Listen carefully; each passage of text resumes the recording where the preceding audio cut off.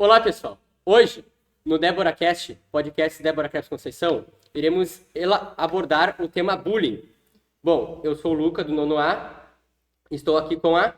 Laura do Não Sei. Aqui estamos com... Daniel, Nepomuceno, juiz aqui de Cacequi. Boa tarde. Boa tarde. Tudo bom? Boa tarde, tudo bom? Bom, vamos começar com as perguntas aqui. O que te levou a decidir essa profissão? Olha, pra ser bem sincero, lá pelo ensino médio eu não gostava muito de direito. E eu fui mais para a área de exatas e biológicas. E acabei, de algum dos vestibulares, entrando no direito e me apaixonei pela matéria. Eu acabei gostando depois, fazendo. Ele é extremamente interessante. Bom, você se sente realizado com a sua profissão? Com toda certeza, com toda certeza. Existem muitos desafios diários, e não é só aqui, em qualquer cidade, o Poder Judiciário tem muita demanda, mas era o que eu sempre quis. Eu estudei muitos anos só para isso. Depois de formado, mesmo com o escritório que eu tinha, eu me dediquei ao concurso, que era o que eu sempre quis. Agora, mudando um pouco as perguntas para a tua profissão, o que é o bullying e como ele afeta as vítimas? O bullying, ele é uma prática que sempre existiu nas escolas, principalmente.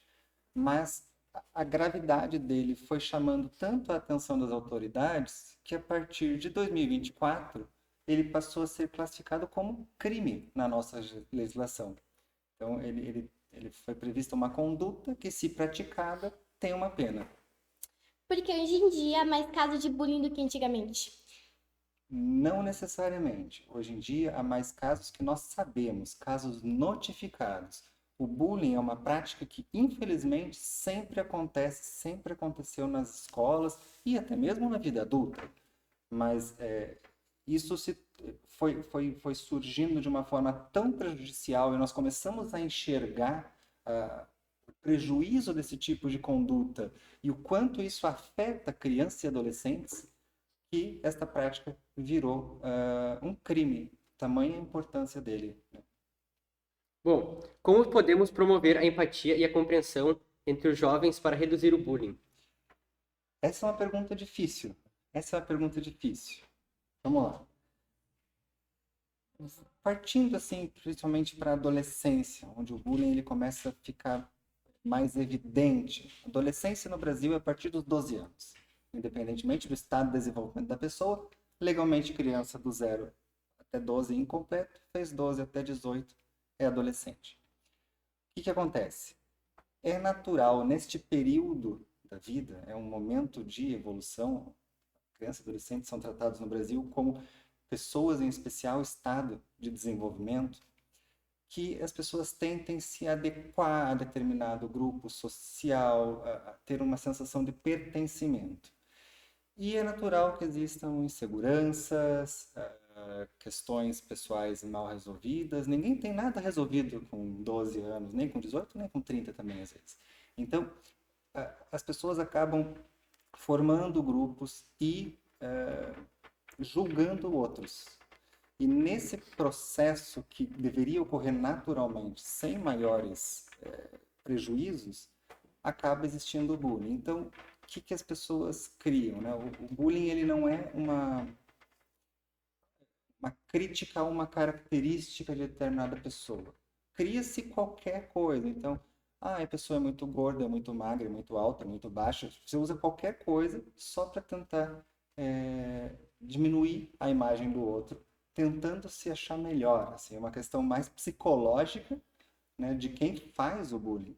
E isso é extremamente prejudicial para a vítima. Bom, falando um pouco sobre o ECA, como que ele aborda o bullying? Então, como eu falei, a partir de 2024, o bullying e o cyberbullying, que é o bullying praticado na internet, em redes sociais, ele passou a ser certificado como crime. Eu tinha trazido um VADEMEC, que é uma coletânea de leis, mas ele é de 2021, então não tem lá ainda. Trouxe ele aqui direto do site do Planalto. No país, aqui no Brasil, só quem comete crime são adultos, pessoas com 18 anos completos na data do fato. Adolescentes dos 12 anos aos 18 praticam ato infracional análogo ao crime. Neste caso, ato infracional análogo ao crime de bullying, que se chama intimidação sistemática, ou análogo ao crime de cyberbullying, intimidação sistemática virtual. O que o ECA traz? Essa previsão geral, então, se alguém pratica um crime, um ato infracional análogo a um crime, ele pode sofrer, né, depois de um processo, uma medida socioeducativa. O que são medidas socioeducativas? Adulto recebe pena, caso condenado. Adolescentes, e apenas adolescentes, crianças não, recebem medidas socioeducativas, que o nome traz mais ou menos a ideia, tentar reeducar aquele adolescente. Nós temos algumas espécies, como advertência, prestação de serviço à comunidade, frequência obrigatória em alguns cursos, liberdade assistida, semiliberdade e internação, que seria o equivalente quase que a uma prisão, evidentemente com outro contexto, um viés socioeducativo, que é o que a gente tem a CASE aqui no Rio Grande do Sul. Agora vamos para uma perguntinha mais longa. De que maneira a legislação diferencia o bullying do cyberbullying? E quais são as penalidades específicas previstas para cada uma dessas condutas, considerando se configuram ou não crimes mais graves? Sim, configuram crimes mais graves. Eu vou trazer a definição legal, que aí eu não corro o risco de falar besteira aqui para vocês.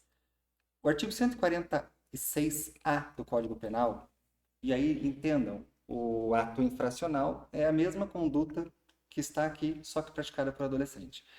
Intimidar sistematicamente, individualmente ou em grupo, mediante violência física ou psicológica, uma ou mais pessoas, de modo intencional e repetitivo. Essa repetição, ela é característica do bullying, não é um ato, outro ato. Esta conduta intimidatória repetitiva que, infelizmente, a gente vê acontecer. O bullying, por si só, ele tem uma pena de multa. Ele não traz pena privativa de liberdade, é a pena de multa. Claro, se a conduta não constituir crime mais grave, como uma ameaça, uma lesão corporal, uma agressão, né, chama de vias de fato. Então, se for só aquilo, é multa.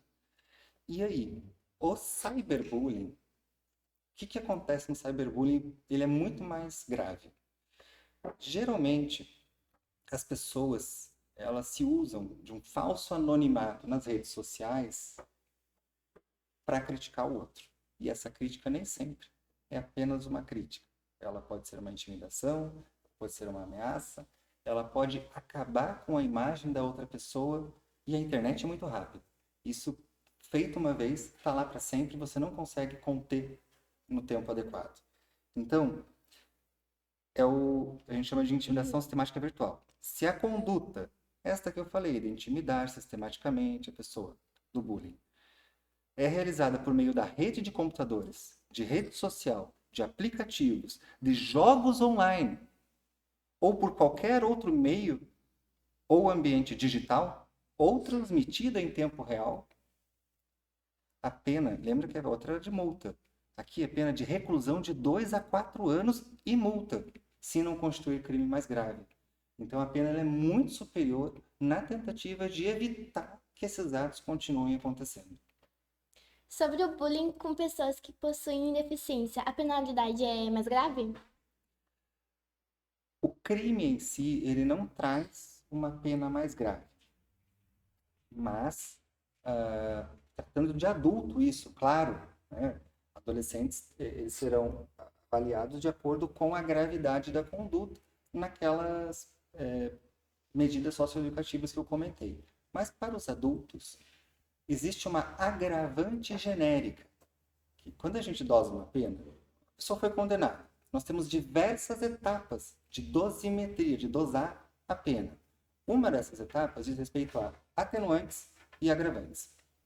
E o fato da vítima ser portadora de deficiência, pessoas com portadora de deficiência, ela é uma agravante genérica. Então, em qualquer crime, e esse também, é caso de aumento de pena. Bom, quais são as principais responsabilidades dos pais em relação ao bullying? Muito grande, muito grande. É importante que os pais responsáveis, eles tenham atenção aos seus filhos. Eles tenham um diálogo aberto, um diálogo franco, acolhedor, na tentativa de identificar esse tipo de situação. Não só da vítima, que é muito importante, mas do agressor também. Os pais precisam estar atentos aos seus filhos, identificar se esse tipo de conduta está ocorrendo e buscar orientação.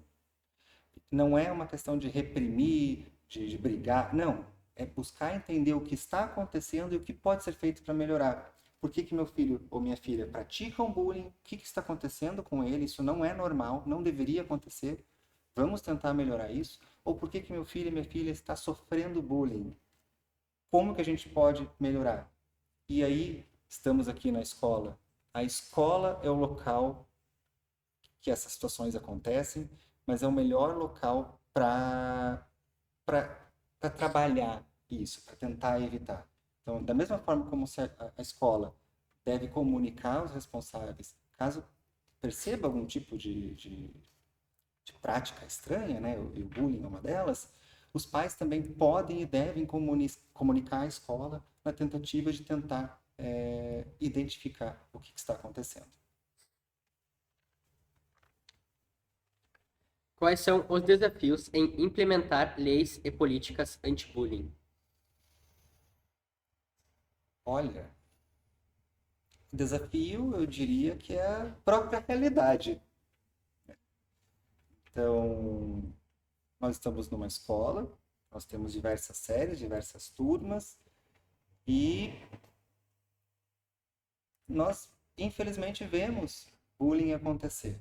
Não só aqui, em várias escolas e na vida adulta, no serviço público, nas empresas privadas, nos círculos sociais, nas famílias. Né? A gente sempre tem um membro da família que acaba intimidando o outro, seja tio, pai, sobrinho, neto, avô, avó. Infelizmente isso acontece. A dificuldade é exatamente mudar a compreensão que as pessoas têm com relação a esse tipo de situação. E isso varia muito também de acordo com as gerações. Antigamente, e eu digo antigamente na minha idade, eu não sei, tantos anos atrás, o bullying era tido como uma frescura. Isso é coisa de criança, é coisa de adolescente. Ele tem que saber lidar, ele tem que revidar, ou ela tem que revidar. Não é assim que funciona. Hoje nós entendemos a gravidade dessa conduta, tanto que virou crime.